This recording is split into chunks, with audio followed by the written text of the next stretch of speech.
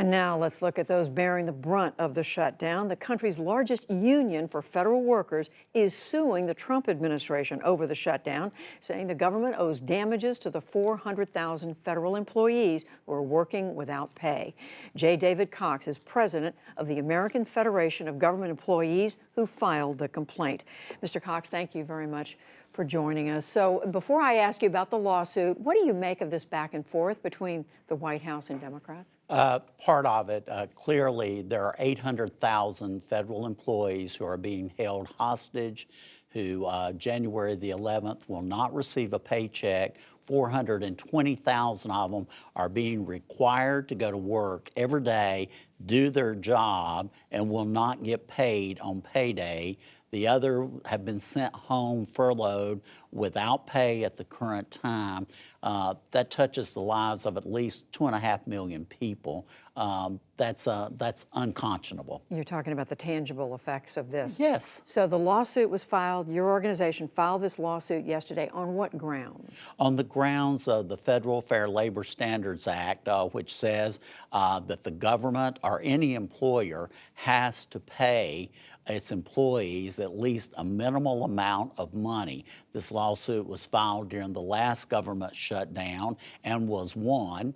And it goes back to a Depression-era law where it says even the federal government has to pay its employees at least a minimal amount of money, the minimum wage. And I'm not an absolute expert on all the technical laws of it, but still yet, it was won in the last government shutdown, and no employer, no other employer in this country is allowed to require its employees to go to work and refuse to pay them on payday. So what you're saying is basically it's okay if you continue to argue about the government and whether it's shut down or not, but you need to pay these employees. You need Is to that pay it? you need to pay the employees. You need to fund the people's government. The government belongs to all the citizens of this country. Right now, Border Patrol agents are on the border, patrolling the border. Correctional officers are in prisons, guarding us against some very harmful people. Other folks, the Coast Guard, are doing their job. No loans can't get processed for people of the disasters, of the floods, and FEMA. All these type things are being held up because of these employees are furloughed or they're being required to go to work. That is no way to run a country. What if Google or Amazon did this to their employees? You would have every employer and everybody would be on the news continuously. Only the federal government does this to its employees. Do you believe that this could be settled, this lawsuit could be heard and decided on in the next few days? I mean, we're hearing... We don't believe it will be as heard in the next few days. Anything with the court system. Right now, the Department of Justice is not funded. So they can't hear they can't hear it, but the suit. process will go forward with the lawsuit, as was the case in the last government shutdown. But the real issue right now is funding the federal government, paying federal employees, and most of our members' take-home pay is $500 a week.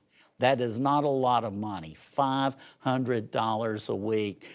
They are not going to be able to keep a roof over their head, feed their children, all the things that are necessary. They are becoming very, very scared and concerned. And that was my question, is for people watching who don't, who may not know anyone who works for the federal government, you're saying they are real people with real needs. Yes, ma'am. Real people.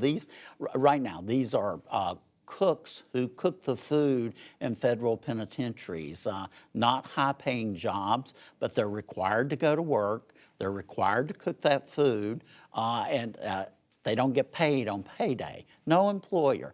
The government is the only entity that exempts itself from paying its employees when they don't have an appropriation.